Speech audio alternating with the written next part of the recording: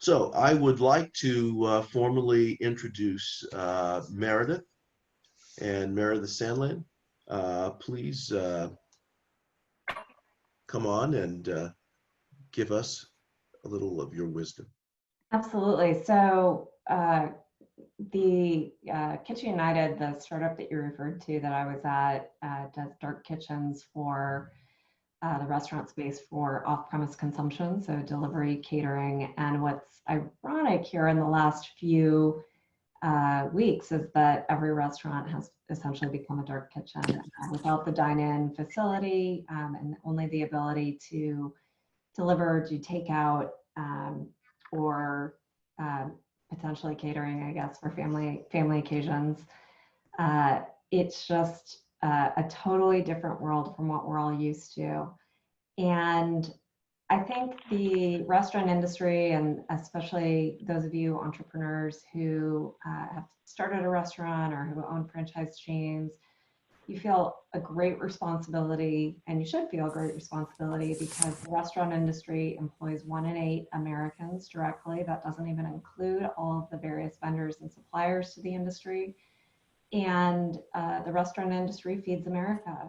There's now, for the average American, they spend more than half their food budget on what the Bureau of Labor Statistics calls food away from home or restaurants. So that's a tremendous responsibility to keep all those people employed, keep all those people fed, and to do so safely. And I think first I would want to just start with gratitude for all of you who are out there fighting that fight. But there is a balance. I think that in this time, not every restaurant can make it easily without dine-in traffic coming in. There's some common threads to that. I think if you have a heavy reliance on an office worker population or a retail worker population, those workers aren't coming into their offices or their retail locations. They're unlikely going to be buying food. If you are a restaurant that is heavily reliant on your beverage mix to drive your margins, that might be a little more challenging in an off-premise environment. And of course, if your underlying real estate, like a mall office, closed, that makes it very challenging to do some kind of takeout business. But beyond that, I think there's a lot of questions about, can I make a go of this? Can I make it work? I think everyone wants to make it work because everyone feels that responsibility that I mentioned previously. What we put together is a calculator to help you in each of your own restaurants understand what sales you need to hit off premise to make it work. And then I think the group of people who are on this call can all talk to different levers that you can pull in that financial model to help give you the best chance of success as possible. Thank you so much. Adrienne. Sorry, I just wanted to get unmuted. Hi, everybody. And as Larry said, I've been with restaurants, in a professional perspective for a long time. A lot of my work is really revolved around the consumer. And I think similar to what Meredith said, restaurants and the service that restaurants provide to the consumers is so integral to how consumers solve their daily problems. And while this is a very different context, that hasn't changed. And so there is a very, very important role that each and every one of you play in how our consumers are going to get through this. And I want to say thank you to those who are really making a go of this, adapting to the new dynamics, potentially trying new things like delivery and takeout, which may not have been part of your mix previously. But I would say that I think that even though there are potentially some different priorities for consumers today, and obviously things like safety and the need for restaurants to perhaps be helpful to them in a time when a lot of their world was turned upside down, these are not altogether different from the needs that consumers have had previously. And I do think that this is actually an opportunity for restaurants to potentially even develop a closer relationship with their customers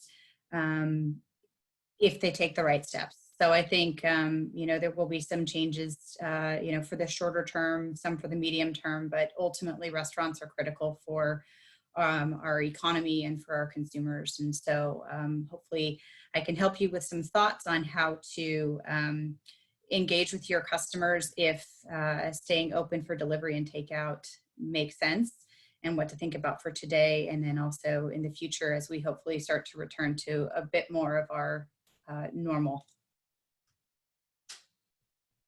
Darren. Hello, everyone. My name is Darren Redwine. I'm with US Foods, and I am so excited to be here because everything that Meredith and Adrian just said, this is fantastic to help our restaurant operators get going and get moving in the right direction and fight through this time and embrace their customers that they've had and what they can get. Us here at US Food Service, we're excited to help anybody out to get through this situation. So we've got webinars that have been going on. We have myself and a whole team of people to help out any customer that needs it. So I'm very excited to collaborate with all of you and share this information from all this experience on this panel. This is fantastic. I don't want to take up too much time because I really want to get into it, but thank you for having me today. Appreciate it. Thank you. Hunter. Hey, how's it going? Thanks for having me on, Larry. I appreciate it. My name's Hunter Hall. I do a lot of things. I'm very active in Santa Monica. I run one of the bids there, the Main Street bid. I helped craft the Santa Monica minimum wage ordinance a couple of years ago, and I am an active lobbyist with the California Restaurant Association, and we work locally and also up in Sacramento. And I work with local advocacy groups too, independent restaurant coalitions that have formed out of this crisis to work with local governments on what the economic recovery is going to look like, everything from permitting to the health department. For example, because of our pressure a few weeks ago, the LA County Health Department issued their guidelines on how to act as a grocery store, for example, which previously they weren't allowing people to do. So that was a big win. But everyone's scrambling, obviously, to make the best of the situation and see what the landscape is going to look like. On the flip side, I did a lot of insolvency work from 2008 to 2012 in the restaurant business, which obviously was very busy. And starting to get some questions on that already. I think it's a little too soon for that for anyone to pull the trigger on that yet. I think a lot of it depends on these stimulus packages and how they roll out or not roll out, as we're seeing now. And I'm just doing the best I can to be as helpful as I can to the restaurant community in Southern California. And I'm very happy to be here too. Thank you. Okay, thank you. David Kuhl. You have to unmute yourself. Hi, everyone. I'm Dave Coe. I own Little Fatty and Accomplice Bar. We've been open for like 6 years. Larry's helped me expand my business, and we've just been growing. And even during this crisis, we found a way to be somewhat successful. And I'm looking forward to sharing all those ideas with you guys. And Ming. Hi there, my name is Ming Lee, and I'm the CEO of NT Foods and ntfoods.com, and we're a broadline food service distributor and retail store open to the public and focused on Asian and Asian-inspired products. We serve largely San Gabriel Valley, but we are also expanding beyond here in the Southern California region.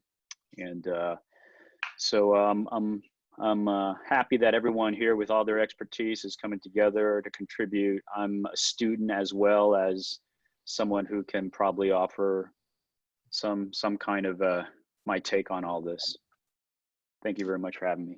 Thank you, Ming. And Rick Winfrey. Hi, I'm Rick Winfrey. I have experience with Kraft Foods manufacturing and then at Taco Bell corporate. And now I'm a manufacturer's rep for food service equipment and supplies. So we deal with equipment every day and be happy to help with any of your needs. Fantastic. And Jonathan. Okay, thank you. So my expertise is providing insights to very difficult business problems using data and text mining. At Taco Bell Corporation, which I retired from several years ago, I was responsible for developing algorithms for store level forecasting, labor modeling, voice of customer metrics, and many other projects supporting Adrian, Rick, several of the other people on the call. Mahir, who I saw his name on the thing, also did a lot of this work. And as a career food professional, I feel it's my obligation to assist restaurants any way I can in this crisis. So I'm happy to help. Thank you. So now kicking it off, I think, Jonathan, you and I have been speaking about some wonderful work that Meredith has been doing. I think you've got a couple things to address with Meredith.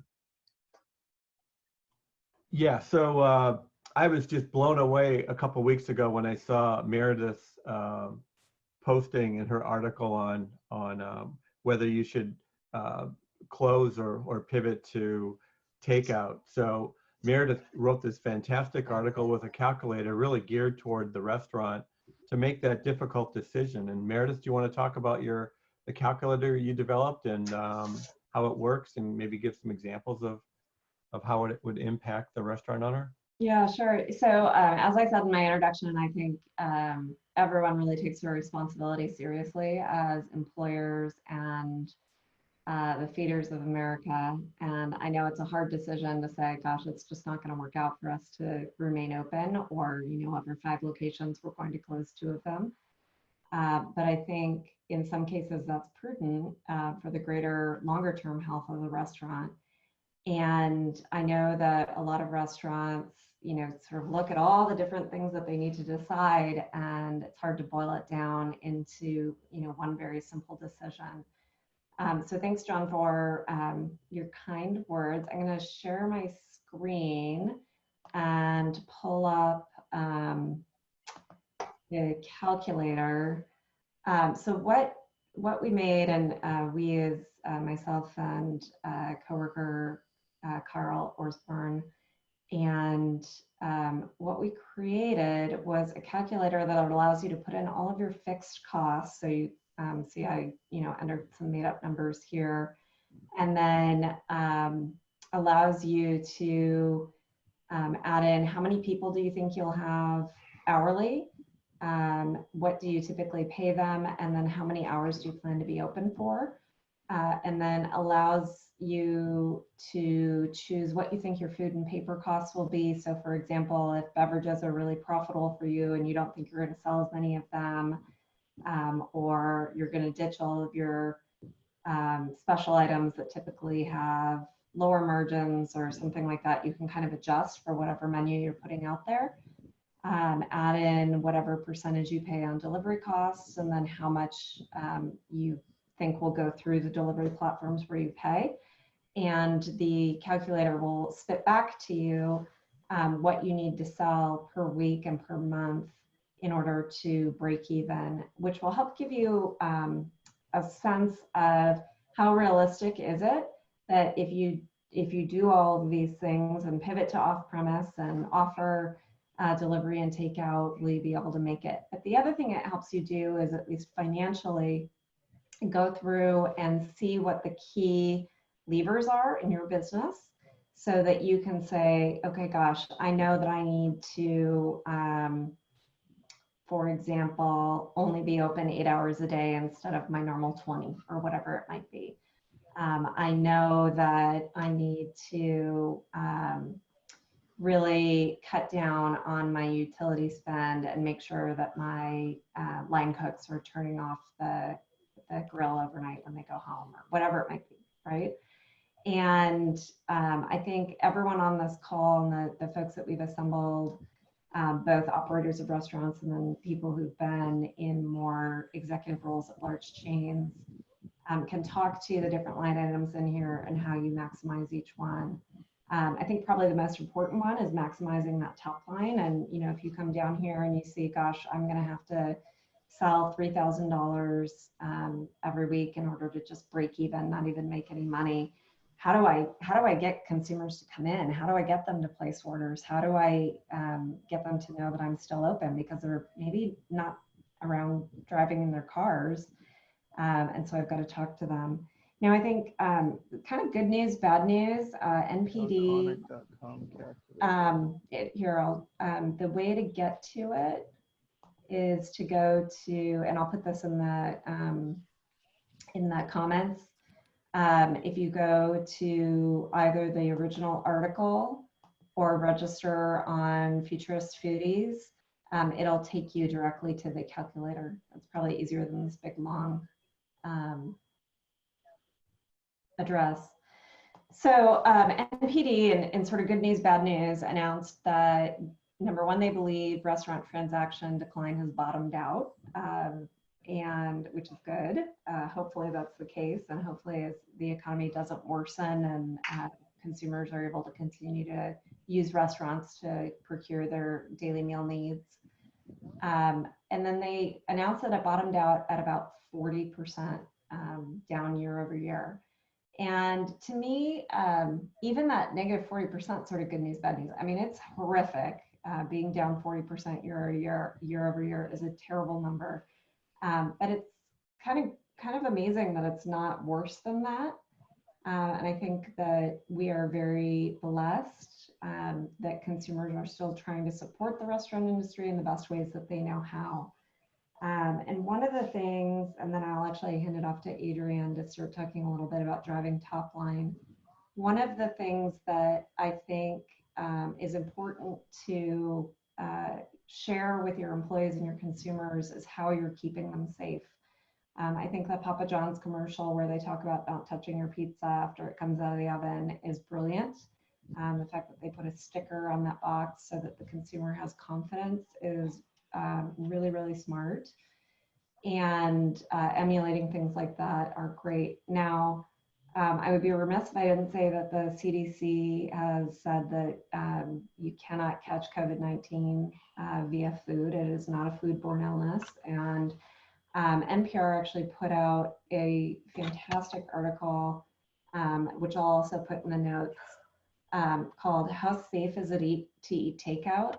And they go through and talk about the ways in which the food industry throughout the supply chain, but particularly at that last point where the food is prepared, is incredibly safe. And in addition to whatever measures you might be taking in your restaurant, which I'm sure some of the operators will talk about on the call, to keep your employees and your consumers safe, giving your employees talking points so that when a customer calls up and asks them, hey, I want to order a pizza, but is it safe to do? They know what to say, I think is a good first place to start. So I will post all those links in the show notes and then hand it off to everyone else to talk through some of the things that we might do to improve those results on the calculator. Sure. Thank you, Meredith. Adrian, how would we go about doing that? How would we take a look at what we're working with on the menu and the content? Help us out here. Yeah. So I think that there's a lot of different pieces here with regards to, you know, how you can really maximize if you decide to get into delivery and takeout and remaining open. And I think one of the first things to assess is when you think about your menu, this really is an opportunity to simplify your offerings. And what I mean by that is it's always great to have a ton of different things on your menu, but right now consumers are looking for a few things. Certainly your regulars will want to come to you for what they know is familiar on your menu and your sort of core menu offerings. But a lot of folks are also looking for things that they can rely on to sort of feed either a party of 4 or a party of 2 or a party of 6. Lots of folks are flocking to things like pizza and Italian these days because there's something that is really easy to understand. I think someone needs to go on mute. That what they order can feed a crowd. So if you think about what you might be able to offer in that context, and maybe to Meredith's point, get away from some of your higher margin specialty items, if it makes sense, I would do that. I would also think a lot about what menu items you have that travel well, and that you can easily package up in a way that communicates to the consumer that it is safe. And what I mean by that is if you're going to go into delivery, you want to have something that you can seal up and so people feel like it's tamper evident. To Meredith's point, the chances of you catching COVID through your food are not something that we really need to be worried about, but consumers are looking for those signals and symbols that show that the food is taken care of. And so sealing up a delivery package is one great way of doing that. Things like gloves and masks are another way if you're going to do things like takeout.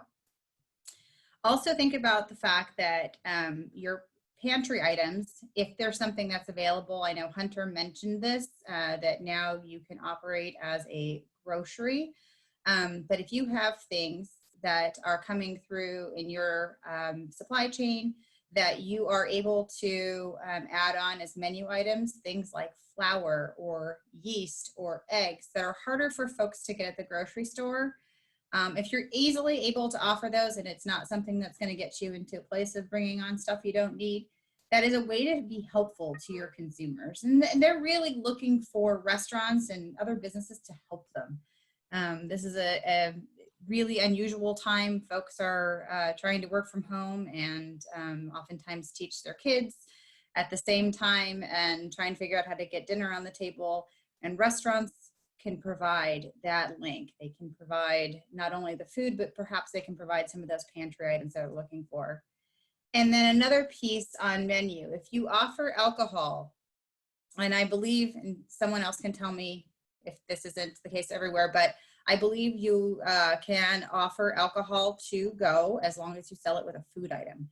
And I know a lot of folks and a lot of consumers are maybe drinking more than they have in the past. So if that is something that you already have available and can make known, I would go for that. So I think, you know, developing a menu that's simple and clear. If you're going to be on one of the aggregator sites for delivery, put pictures of things that people can glom onto and see what they are looking for. And think about things like pantry items, alcohol that you can add on to their orders to increase your overall check. And then just make sure that you're thinking about stuff that travels well. So for example, if you have a brownie that you normally serve with ice cream, perhaps consider serving it without ice cream or pivot to a cheesecake instead, so that you have something that will arrive for the consumers the way that they are looking for. And I think we're going to come back and talk about social media. Yeah. David, what are some of the things you've done keyed in by what we've had mentioned so far?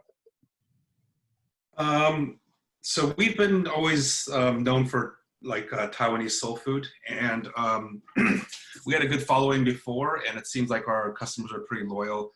Our food sales are pretty almost similar to what it was before the crisis. Very lucky and humbly saying that. We just continued doing everything we did, but also making them feel safe with like social distancing protocols and like gloves, masks, hand sanitizer.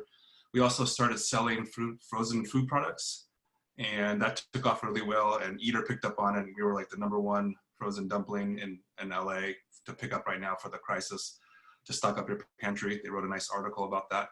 And luckily, our menu is comfort food. It's like your Asian American comfort food, so it's been pretty popular. I guess that's the reason. And we've been using delivery, but 60% of our orders are actually in-house or on our own website through Toast or Chow Now. I think there's a natural pushback against Uber because everyone knows, you know, they're like a huge corporation with contractors, and I think there's restaurants that are actually choosing to leave Uber and trying to do delivery on themselves. Yeah. Okay, Darren, how is U.S. Foods geared to help our folks during this crisis? Well, with all the things that they just spoke about with David, we have the proper packaging for your takeout and for your to-go items on there. We have items that are compostable. We have logoed bag items. We have a lot of different options that are tamper evident safe. So the customer feels safe about the product that is in that packaging, that it's sealed and no one has tampered with that. We do also have partnerships. David mentioned Chow Now, that is a partner of one of ours. So a company that are very solid with their to-go platforms, affordable for the restaurant operator. They're not taking part of your profit, just a flat fee, which we think is a great way to go. Those types of things in that nature where we think we're strong at, offering that availability. I couldn't agree more with shrinking down the menu, and we have items that work well with that because the labor is a important piece as well as who's with you. And the calculator, we have one of those as well, and I love seeing that. It's a fantastic idea. As we look at our restaurants, we have a great opportunity to kind of evolve, maybe change some things, look at some stuff that maybe we weren't as efficient at as we should be, and kind of make those adjustments. So there's a positive way of looking at all this, and at US Foods, we have all of those tools and resources for everyone to take advantage of.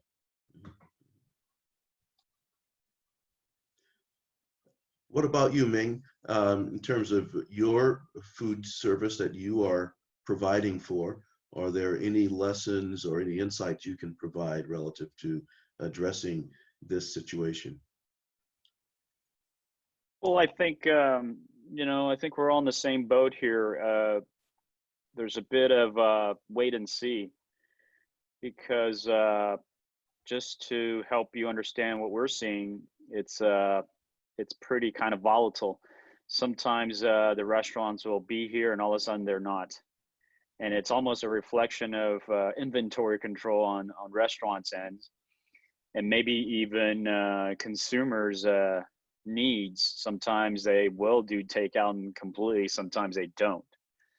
So trickle down factor to us is, we're being very careful these days in trying to be there for our customers. I know our customers are still there, and but also keeping things fresh. And so, we have a fairly sophisticated inventory system that can look at the recent compared to what it was normally, and properly stock and reflect that, and still be able to have items for our restaurant customers. But I think that, that's, I'd be curious just to hear how all the participants here the restaurant owners are taking advantage. I mean, or looking at this differently, because now that you don't need all this seating that you have for your restaurant, your business is essentially now like a ghost kitchen, isn't it? Ironically, all this fad about ghost kitchens, and we've kind of arrived at it in a very strange way.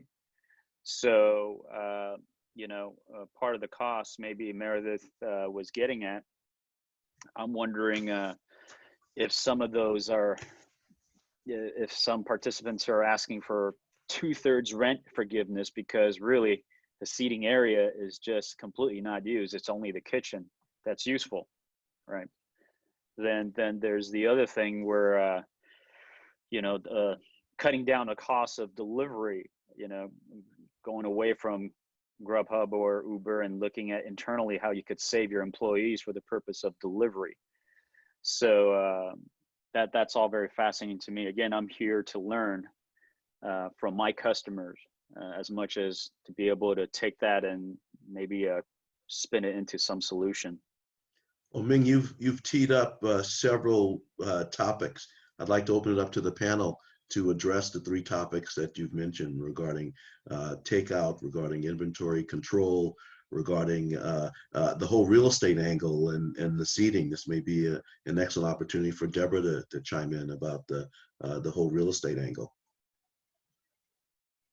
Yeah, hi, I'm Deborah Namofsky. This is Gulshan Carr. We're with RPM Commercial. We have quite a few restaurant clients we've been working with, and on top of it, I mean, we work with normally retail landlords to try to help them lease, and also office users as well. I think what you were saying, Ming, is really important. I think this is a really good opportunity for restaurants to, if they want to remain open to moving forward, is to think about what can they do by having a conversation with their landlord. I mean, if we think about it, restaurants are in jeopardy, but a lot of retail is in jeopardy, and landlords are in jeopardy of having bills to pay in empty shopping centers because everyone left or no one's renting. So I think this could allow for a time for where you can have for for, back to the old cliche, how can we have a win-win conversation on this? What can we do? I mean, how can we maybe restructure our current rent? Maybe there's a way to add a breakpoint, or either artificial or by a percentage, to say, once we start hitting this amount in sales, then we'll start paying you a little bit of extra money based off our gross sales, but let's reduce our base rent to something really low, like $1 or $2 a square foot. Again, all of this is new. It'll be interesting to see how all of this stuff, washes out a bit, but I think there's a lot of opportunity here to work with the landlord, not against them, to say, let's come together and find a way to make this work, because it really benefits both parties if both parties want to keep the relationship going. Hunter, what are you experiencing in Santa Monica with regards to vacancies and challenges in dealing with landlords? Yeah, so vacancies in Santa Monica have been, really all over LA have been kind of an issue for a while because it's just getting too expensive in certain commercial districts.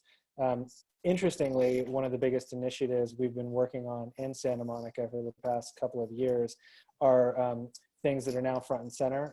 What can we do, for example, as a city, as a group of business owners and operators, to relax restrictions on businesses in Santa Monica, but also LA as a whole, right? Things like loosening conditional use permit requirements, making it cheaper and easier for operators to open up, not saddling them with these incredibly kind of onerous and somewhat arbitrary restrictions when they do want to open a restaurant, like, limiting the number of flat screen televisions they have, or, stretching out the change of use process to where it's in the 3, 4, 5 year range. Some businesses just can't, they don't have the cash flow to handle some of that. So what we're doing now is we're going to play a role with the city of Santa Monica, hopefully over the next couple of months, on what the economic recovery is going to look like. And the city has been great. Jennifer Taylor and the Housing and Economic Development Department, along with all the other city department leads, have been fantastic. The Chamber of Commerce has been great. I think Matt's on this call. I guess there, and he's been awesome in getting out information to everybody.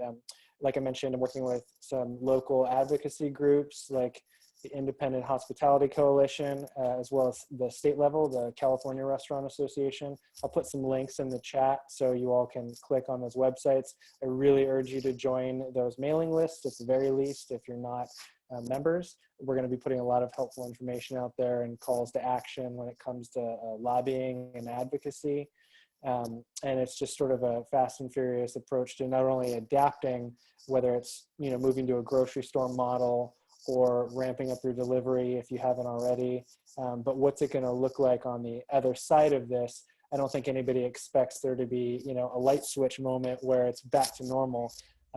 The uncomfortable answer is I don't think that there will ever be a normal again. I think that it's going to be a measured approach. It's going to be very gradated out of this crisis. I think that you can look at real estate to fundamentally change.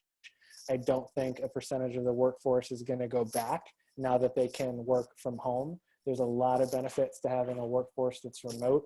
You can potentially have less office space for your company. And what that means for restaurants is that, if you're a restaurant in an office building, I'd be a little bit more concerned than if I was a delivery heavy restaurant right now. I mean, pizza places are killing it, right? Grocery stores are killing it. And I think that what you're going to find is that as newer concepts come around, you're going to see a lot more interesting models that incorporate things like grab and go meals, a little bit of a grocery component. I think you'll start to see some smarter operators capitalize on that. So events is a big deal too. Yeah, sorry, go ahead.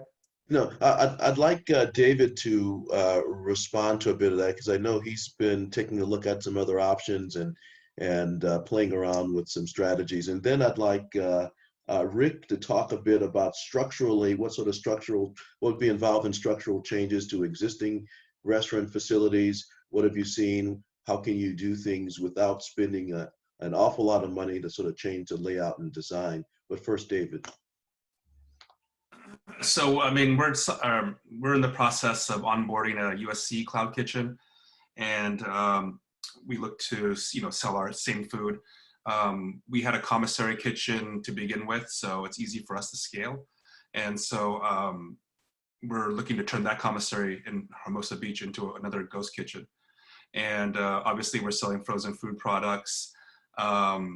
Everyone says to pivot and like, you know, do this and do that. And we scrambled for the first month or first week, and it was really stressful.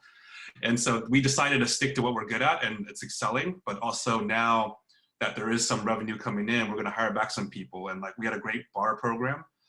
We were voted Time Out bar number one bar in LA last year. And so we're going to hire our bar manager back, and we're going to start selling alcohol. It's not as easy as just saying like, oh, you guys should just sell alcohol. Like, you have to onboard your 6 platforms. You have to update your website. You have to update your POS. You have to train people. What if they're not over 21? I mean, we thought about all these things, but also we were just trying to support the restaurant first. And then maybe, you know, and take measure what we should do next, because we wasted and stressed our staff out the first week because it was so volatile. And like, we didn't know the rules. We tried to do this, we tried to do that. So first we got the restaurant stabilized, and then we did some frozen products, and we're going to add on to those frozen meal kits. And then, you know, bring back our bartender and figure out how to do delivery. Maybe it's a cocktail of the week, or like, you know, these in-house bottles that we have a huge inventory of. We'll try to figure that part out. We're also trying to figure out how to deliver ourselves. It's really, really super complicated because we have a lot of orders, and, you know, to map that out. But, you know, I'm meeting some people tomorrow about like automated, you know, on semi-autonomous scooters and mapping technology. So that's really encouraging. So I think there's going to be a huge alternative, or people are going to look for alternatives to like Uber and Instacarts. All my friends can't even get an Instacart, and when they show up, they're not really professional. And I think old school service is going to come back, and I think everyone's going to start trying to figure out how to deliver themselves. I guess that's it. Good. So Rick, structurally, what kinds of things can we look for? There's a couple of different scenarios. First of all, I guess if you're shutting down temporarily, you know, turn off the lights and get rid of all the food items and then turn everything off, which a lot of people have already had to do. Secondly, if you're going to shut down permanently, there's some structural things you do need to do to the building typically. And Deborah would be much more versed at this on dealing with actual applications. But typically you want to remove any branding that's unique to that location and leave it, you know, in place as much as you possibly can. And then when you go to start back up, if you're moving into the location, obviously you would want to seek some outside advice from either a manufacturer's rep, an architect, a service agent, somebody to come in and check out the equipment, the structure, to make sure that you're going to meet any requirements from the food safety aspect primarily first, and safety second. But Deborah probably has a lot more experience on that. She might want to comment on that as well. Sure, Deborah.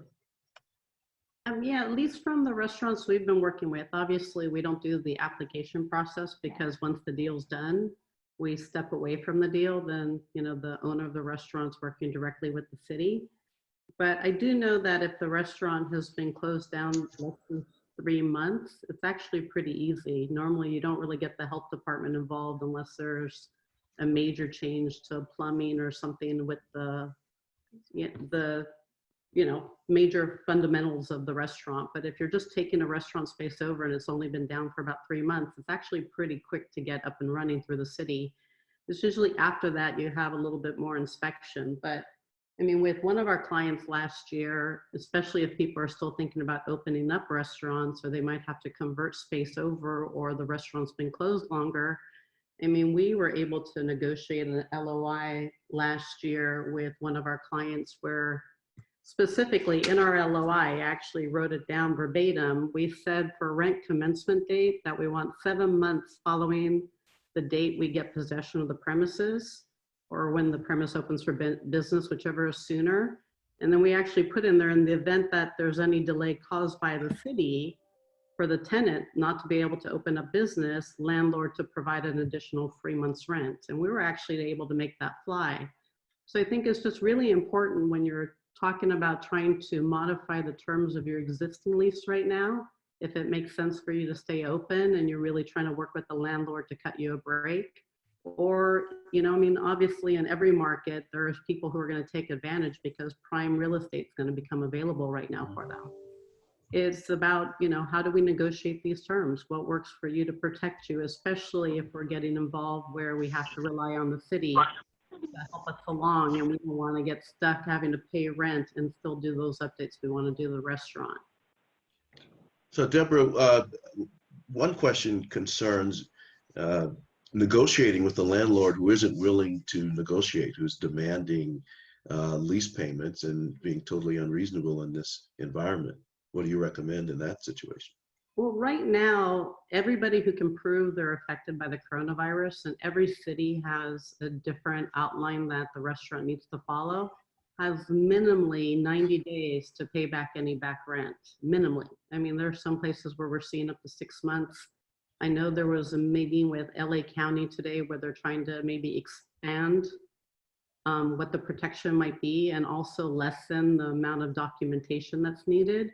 So this stuff keeps changing. I mean, you know, last week we thought our due date was really going to be April 30th. Now we're May 15th.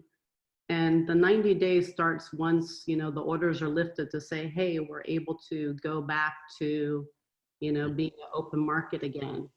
So the landlord really can't boss you around. They can't evict you right now. And the funny part is the courts are closed. Let them try to evict you right now.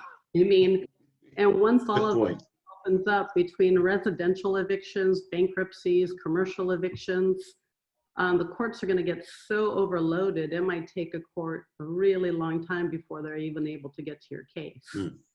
So the reality of it is that if you have a landlord like that, maybe it's time to figure out how to get out of it with, you know, the least issues hitting you, because maybe you don't want to be in that long-term relationship with that landlord. But again, they're in the same boat. I mean, just think about how many landlords are facing like a strip center that no one's paying rent, or I mean, or just look at all the malls right now too. Yeah. I mean, it's insane. So I think everyone's running from fear and how are we going to get back up.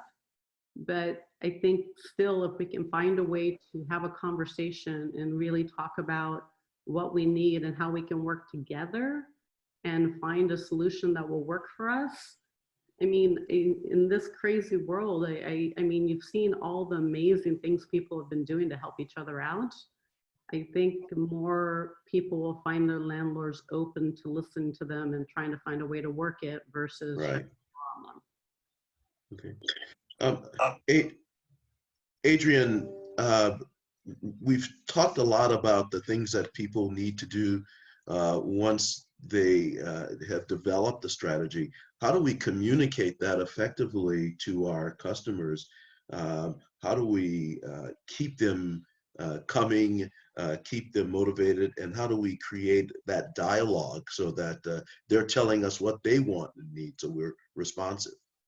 Yeah, I think it's really interesting. You know, I've been looking into this a little bit. I think one of the very first things that restaurants need to be thinking about is consumers just need to know that you're open. There are some very big chains that saw a big loss in transactions right after everything started to close down and go to delivery and takeout. And they found one of the biggest problems was that people just didn't realize they were open. And so I think communicating that you are open across a variety of platforms is really important. So making sure that your Google listing is updated and that, you know, if you're open for different hours or you're going to take out, you know, communicate it on there. If you're on Yelp, making sure that the Yelp is updated with what you are doing. And if you've gotten onto any of the aggregator sites, that's another place where you should make sure that you're communicating that you're open and that you have an offering. But social media is another place that's you know, very important. And obviously there can be advertising on social media, which is great. But if that's not something that you have available to you, there are a lot of local like Facebook pages or Nextdoor that right now are actually showcasing restaurants that are available for takeout and delivery. And especially in your local communities, there does seem to be a whole lot of energy behind promoting the local restaurants that are being helpful to consumers. And so I think that, you know, those are resources that you can look for. So for example, you know, I'm in Orange, there's an Orange Buzz Facebook group. And within that, there's actually a special place for restaurants to communicate. And Nextdoor is, if you're not on Nextdoor, get on Nextdoor, but there's a lot of communications around things that are open and available there. And then when you, you know, communicate that you're open, there are different ways you can communicate your menu. Obviously, if you have your website, make sure our website is updated with your offerings. If you're going to use a platform like Toast, for example, for your sales, you can make sure that what you're offering is communicated there. Anything where you can transact over e-commerce is actually even better from sort of a touchless and contactless perspective. And then once you have an order from your customers, as you're packaging things up, if you can communicate something, you know, a little flyer or a leaflet inside the packaging that says, thank you so much for ordering, or communicate the message that you're really grateful for their business. It's an opportunity to reassure them that you're taking things safe, you're taking safety into the highest account. You can offer a bounce back. You can offer a bounce back either for their next order or perhaps for when you do reopen. And when you reopen, things will probably be just as Hunter said, there's not going to be a normal as we used to be, but it may be something different, but it might be an opportunity to invite folks back.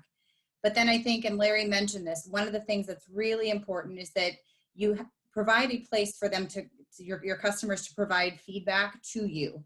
You know, it's a great way to understand whether or not your offerings are making sense. But also in these times, it's so important that if something goes wrong with an order, that they come back to you.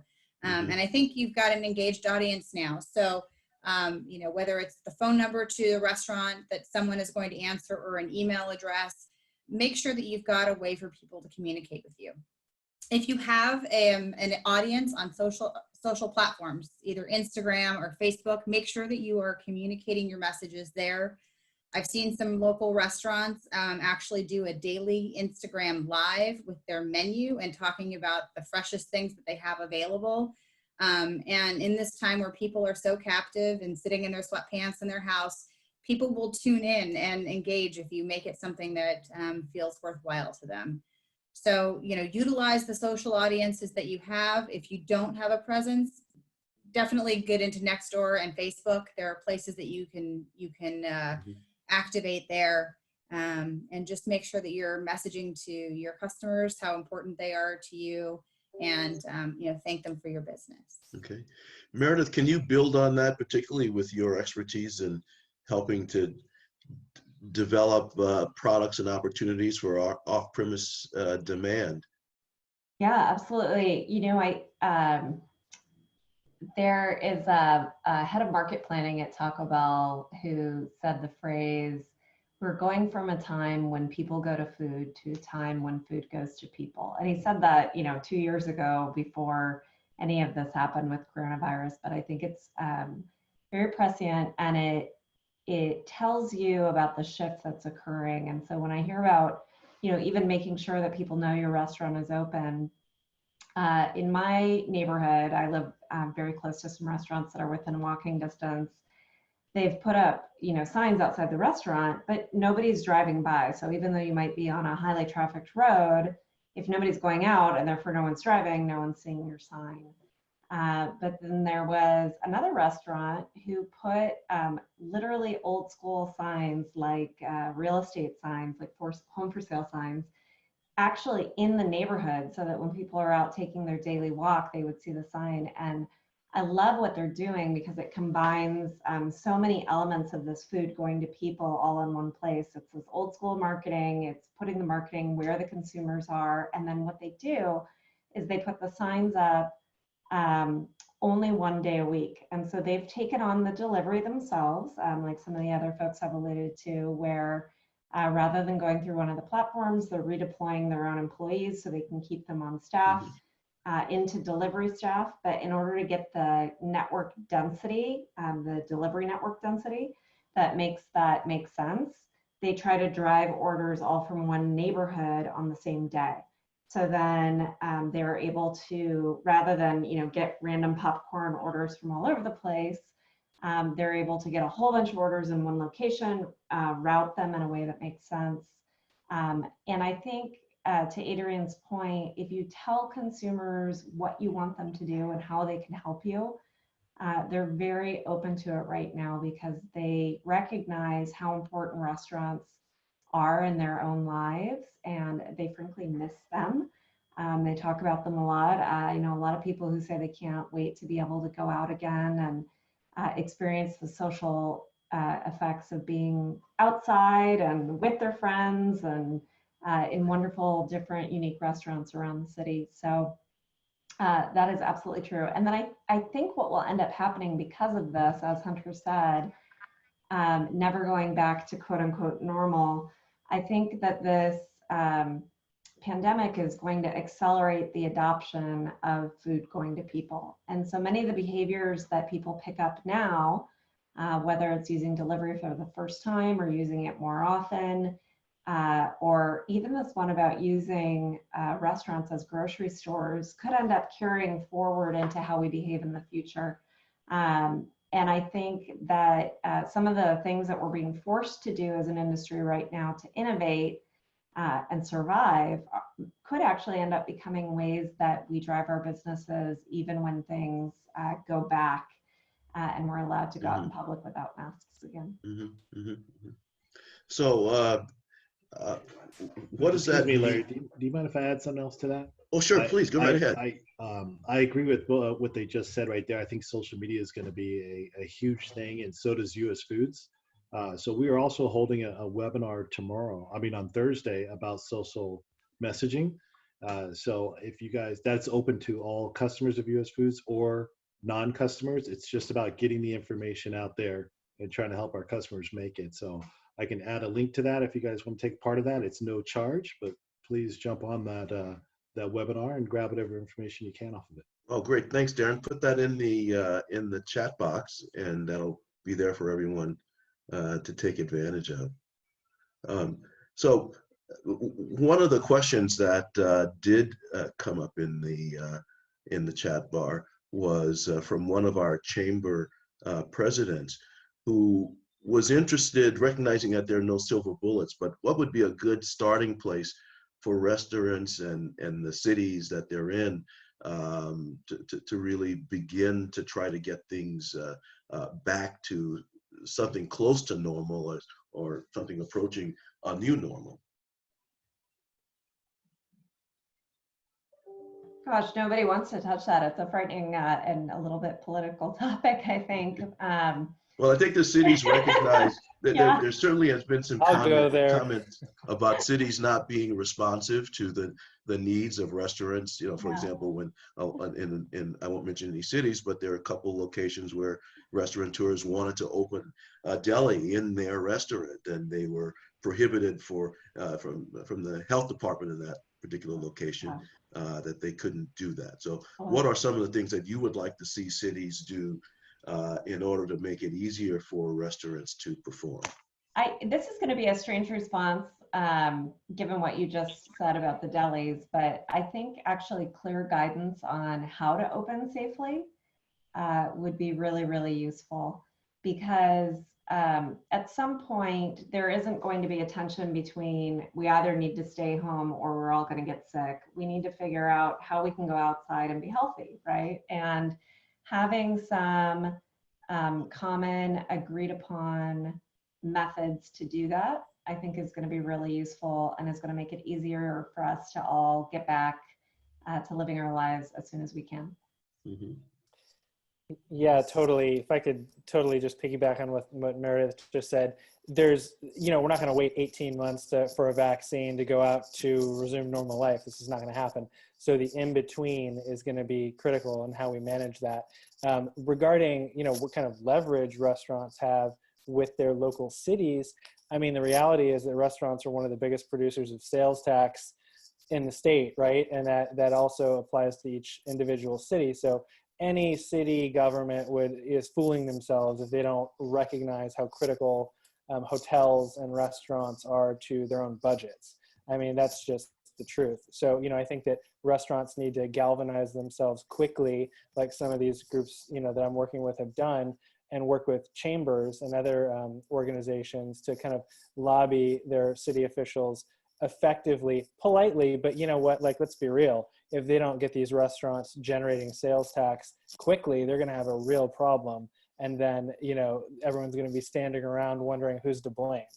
So, restaurants do have some leverage right now when it comes to turning up the heat on, not rushing people out into an unsafe world, but working collaboratively with city leaders to figure out, well, what are the rules? What should the rules be? Whether it's, customers wearing masks, staff wearing masks, gloves, for how long, having hand sanitizer stations, marks every 6 feet on the floor, halving your capacities, which is something that we've heard on a state level.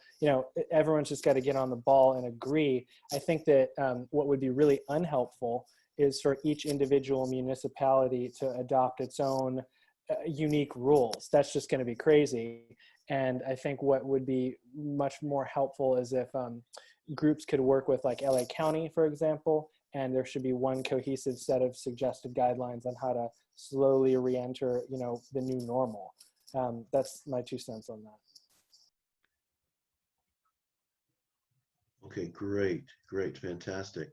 So what I'd like to do is probably open it up from questions from the audience. Larry, what if I could add one thing? This is John. So we have Michelle Abraham now. She's joined via phone. So she was going to handle the staffing piece. So Michelle, are you there? Michelle? Yeah. Maybe that's her. Michelle? I guess we're having some technical difficulties with her right now. Yeah. Well, we'll try to repair that. In the meantime, we're open for questions in the chat box. If you have a question, please type the question in the chat box, and we will pass it on to, let's see, Michelle is here. She thinks she's muted, so let's see if I can find her. It should come off if she hits the space bar and holds it down. We'll give that a try, Michelle.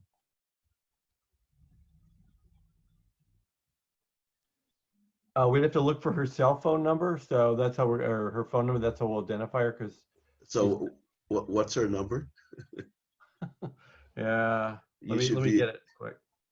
Give me the first area code and the first number. Okay, it's 714-884. Okay, let's see here. Okay. Okay, I think I'm unmuted now. Good. Can you guys hear me? We can hear you loud and clear, Michelle. Perfect. Thank you so much. Apologize. It's been a little crazy in the Abraham household with childcare and multiple schedules. That's okay. Well, it's been such a long time since I introduced you. Why don't you refresh everyone's mind as to who you are and what you're bringing to the table, and give us a couple minutes of some important things on the HR front for our restaurateurs. Great. So my name is Michelle Abraham. I am a fellow Taco Bell alum. Had a chance to spend 8 years there supporting both corporate and field teams. And for the last 3 years, I've been doing HR consulting in a variety of companies, but my biggest client is a franchisee/franchise support about 65 locations in 11 states on anything HR related, and a variety of concepts from quick serve to casual dining, and happy to help on kind of this really challenging and unprecedented situation. I think just my 2 cents on the staffing, the HR side, is really thinking about what's the best thing for your employees. and working with your benefits brokers, your payroll teams, your vendors to really identify the best options. I think for the majority of the restaurant companies, I think it's a big question on furloughing, or do you lay off employees? And I think there's a big question mark on what's the best option. And depending on that, what steps do you take with benefits? And then the question after that are, what additional benefits are you able to provide your employees, from sick time to leaves of absences to qualifying people for the First Families Corona Response Act.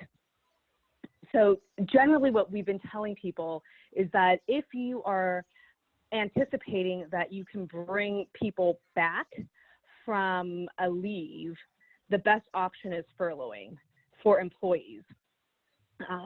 Employees are able to qualify for unemployment on furlough, and depending on what your benefit situation is, you're allowed to either keep them in their benefits plan, or they may be COBRA eligible. It really depends on how your plan is set up. So I had many, many discussions with our benefit broker, and ultimately where we landed with the companies that I support was we actually terminated benefits. So employees could either go on COBRA or be eligible for Covered California. And the plan that we were offering was a minimum essential coverage plan. So it did not offer a robust care if someone did unfortunately become infected with coronavirus. So that was the big push for us to really think about changing or rather terminating the benefits on furlough versus allowing our employees to stay in our current plans. So that's probably the big question mark, and then being able to do appropriate communication and appropriate notices if you need to do that. So Michelle, what about properly managing the health not only of your employees but also their proximity to your clientele?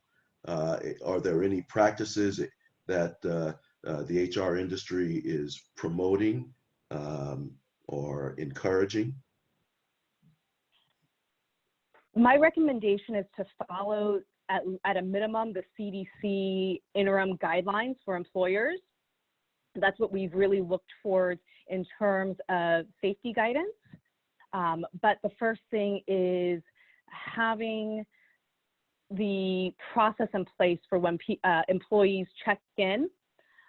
Thermometers are very difficult to obtain right now, but we are asking our employees in the last 24 hours or since your last shift, have you had any sort of symptoms such as sore throat, fever, respiratory issues, or have you come into contact with anybody that has had these symptoms? So we start our shifts off with everybody asking that. And then if they have had symptoms, we are sending people home. We've taken a stance to be a little bit stricter compared to the CDC. So we are allowing people to return to work after being symptom-free without medications for 4 days. So they're able to return on the 5th day. Mm-hmm. So I think you're seeing a lot of companies come up with their own appropriate policy for ensuring that staff is coming in healthy, that they're doing more hand washing.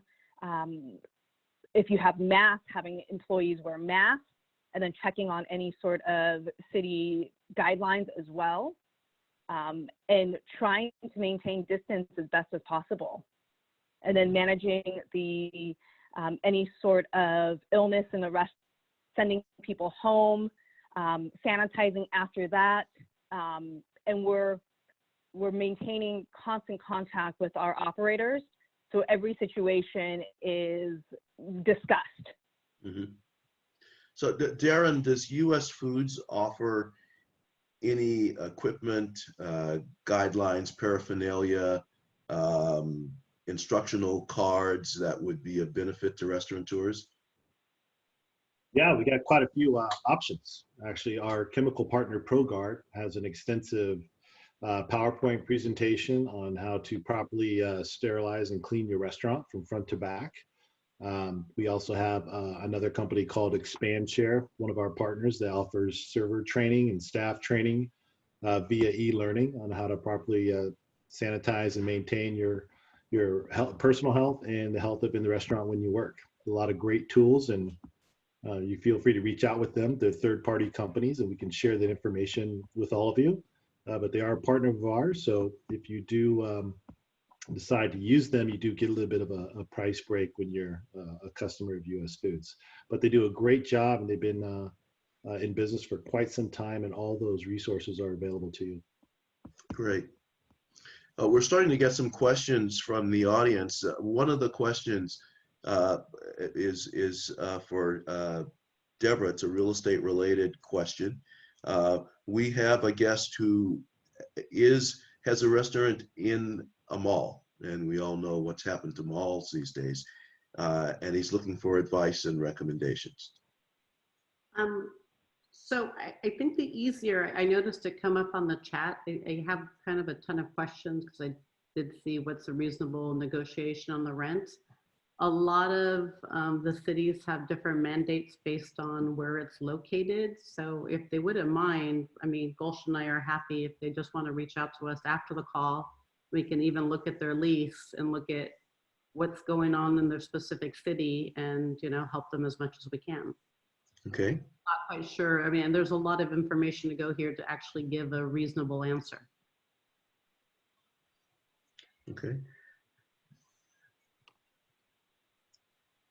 David, there's a question concerning delivery options, and the concern is that that the public seems to be extremely sensitive about the reliability of the health practices of the delivery companies. Have you heard any feedback from your clientele, and do you have any recommendations as to how you're addressing that?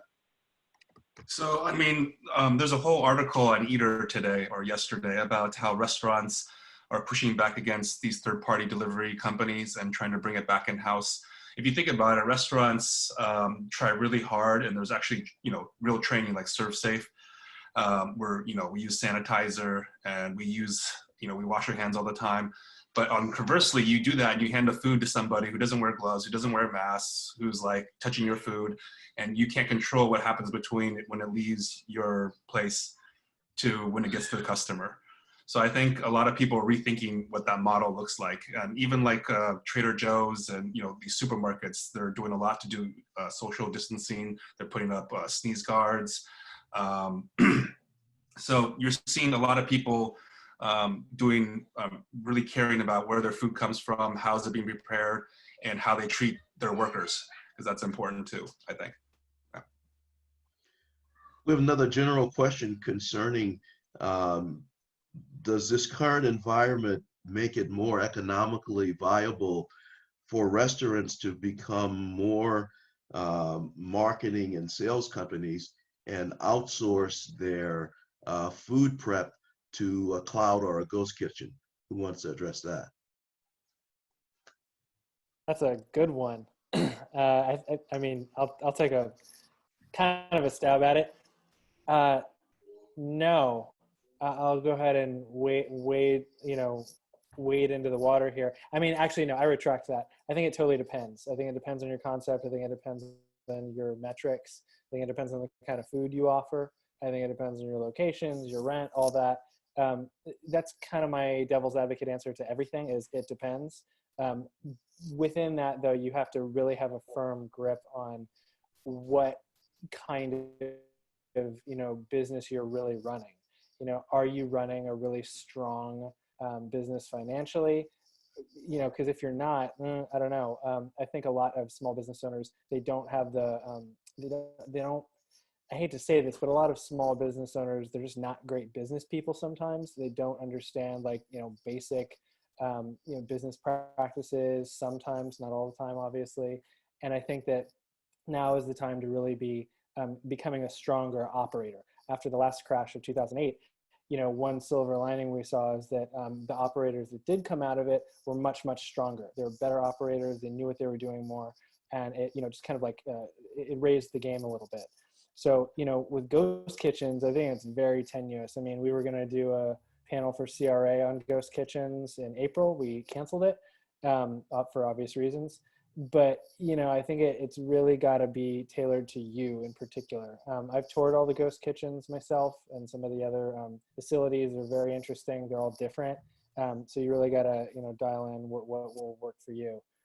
David, what do you think about, the ghost kitchen thing? I'd be curious to hear what you thought.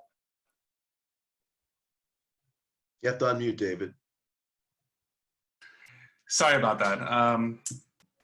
I have the same feeling as you. I think a lot of people that go into ghost kitchens or cloud kitchens are startups, and I only got to where I was because I failed so much, and everything that I failed in actually prepared me for the times like these.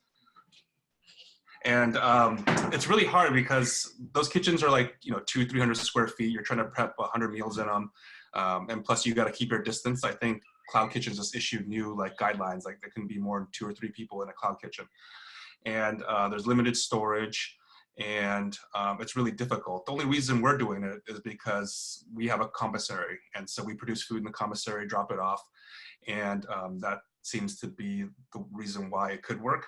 And you got to think about, Uber and all these places are taking 30% of revenue, plus the cloud kitchen itself takes another 3%, and even Grubhub takes another 3% on top of that for processing fees. So if you use Grubhub and a cloud kitchen, you're paying 37% almost.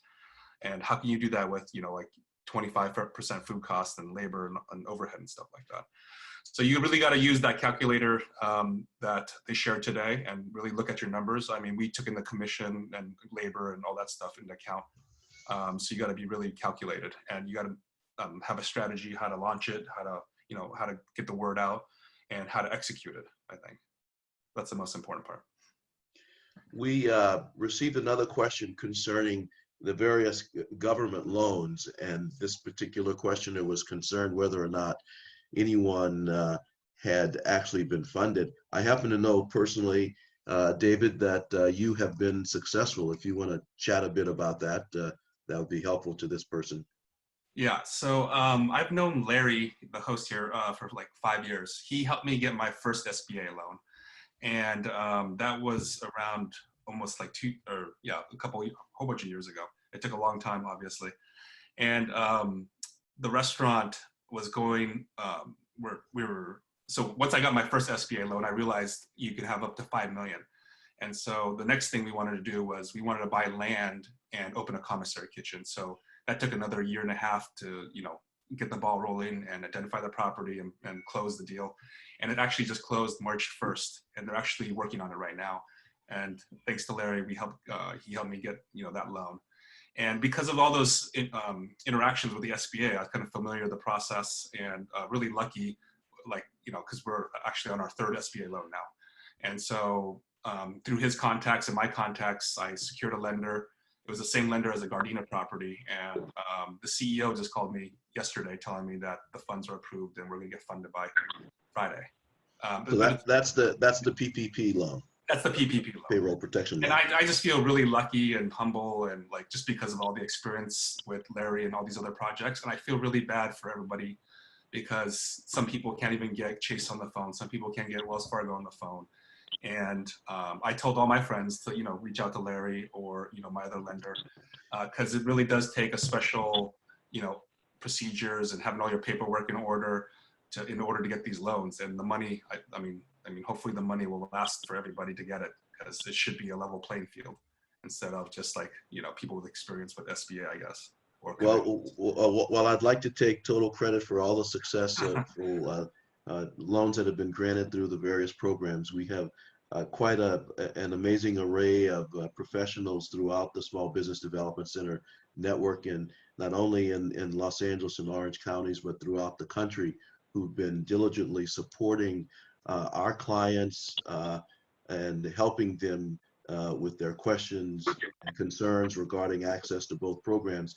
And I'm pleased to report that throughout, certainly throughout California and here in Southern California, we've had quite a few clients successfully maneuver and get both the idle loan and the payroll protection loan. And if anyone on the call is concerned or has questions, please contact us at the El Camino College Small Business Development Center, or any one of the small business development centers in the area closest to you. As we enter the last few minutes of the call, I want to make sure that I take this opportunity to let you know who's bringing this webinar to you.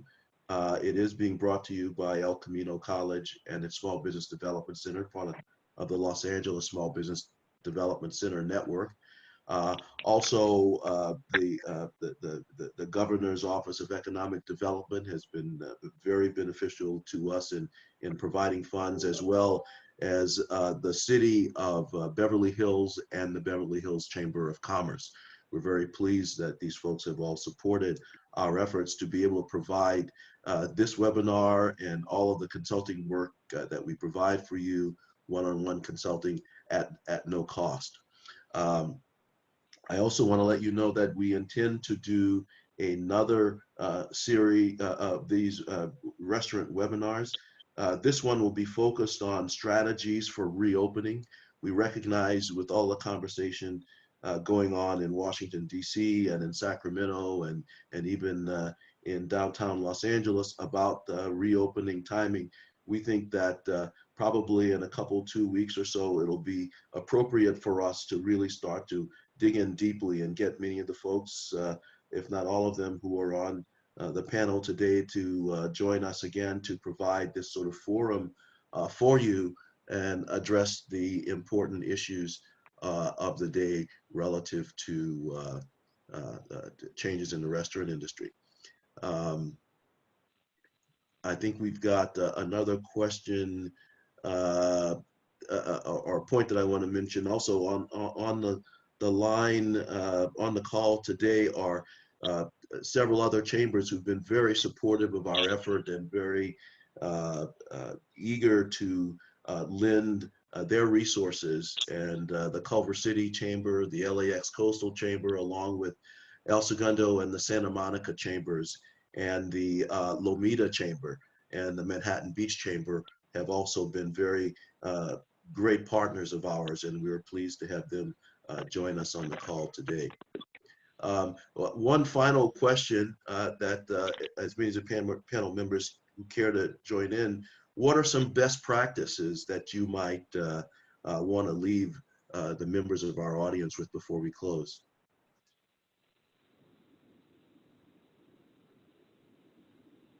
I'll dive in, I guess. You can always count on me to be loquacious. You know, like I forgot who mentioned it, but one of the other panelists mentioned it, and I can't stress it enough. I call it conspicuous cleanliness. You've got to be communicating to your staff, you know, what they can be doing to make it clear to their customers, not only who are coming into the restaurant to pick up food, but also who are ordering from you online or maybe calling on the phone to pick up food. You've got to make it crystal clear to them that you're doing everything in your power to make sure that you're running a really tight ship from a sanitation perspective. You know, like, my God, you know, wear the gloves, wear the masks, make signs that, you know, really explain what you're doing. I love the sticker idea from Papa John's. It's great. It really instills consumer confidence. I'm on weekly calls with residents groups in Santa Monica, many of whom are elderly. And the number one concern they have is that they want to support small businesses, especially independent restaurants, but they're kind of, you know, quite frankly, there's a lack in consumer confidence there with independent non-chain restaurants from a cleanliness perspective, because like, you know, they quite frankly don't necessarily trust that they're taking it as seriously as they should. So that's the number one thing that I think you should take away from this, is just make sure that you're making it real clear on social media, on your website, over the phone, and especially in the store, what you're doing to make sure everyone's safe. I completely agree with that. I think that not only does the consumer want to know that they'll be safe, they want to know that their frontline workers that they're interacting with will be safe as well. I was in the grocery store yesterday, and the woman in front of me in line thanked the checkout woman for coming to work. And truly, these folks who are interacting with consumers day to day, they're the ones who are putting themselves at risk by, you know, talking to strangers, right? And trying to make it as safe for them as possible to do that, and then convey to your customers that you care about your employee safety is a hugely important way to build trust with your customer during this time.